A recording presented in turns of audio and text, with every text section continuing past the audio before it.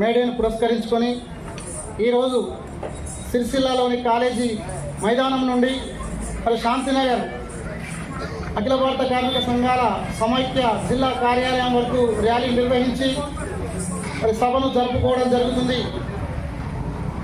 ఏదైతే ప్రపంచ కార్మికులారా ఏకం కండి, పోరాడితే పోయేది లేదు, బానిస సంఖ్యలు తప్ప అనే నినాదంతో మరి మేడే కార్యక్రమాన్ని జరుపుకుంటా ఉన్నాం.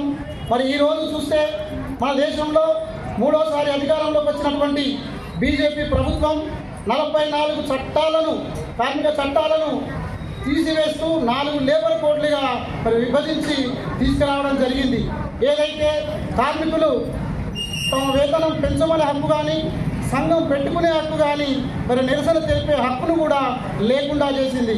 మరి అలాంటి బీజేపీ ప్రభుత్వానికి బుద్ధి వచ్చేలా ఈ నెల 20వ తేదీన దేశవ్యాప్త సార్వత్రిక సమ్మెకు మరి అన్ని కార్మిక సంఘాలు పిలుపునివ్వడం జరిగింది.